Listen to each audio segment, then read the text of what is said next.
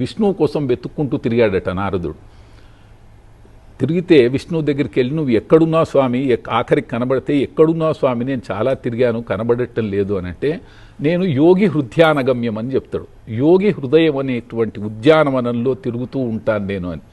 అప్పుడు నారదుడికి జ్ఞానం వస్తుంది, అరే నేను ఇంత తిరిగానే, నా హృదయంలోనే దేవుడు ఉన్నాడు కదా అని. ఆ భావనని చూపెట్టడానికే ఇది జరుగుతుంది అన్నట్టు.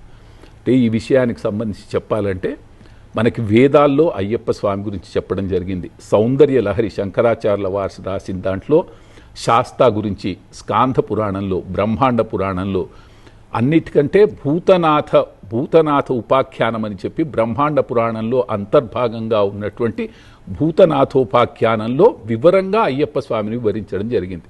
దురదృష్టవశాత్తు ఆ పురాణము ఇప్పుడు సంస్కృతంలో మనకి అవైలబుల్ లేదది.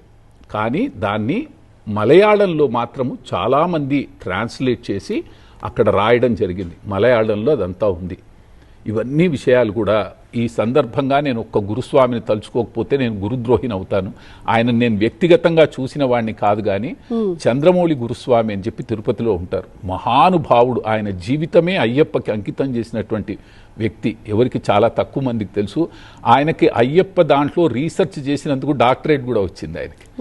మన గవర్నమెంట్ కాదు, మలేషియన్ గవర్నమెంట్ ఇచ్చింది ఆయనకి డాక్టరేట్.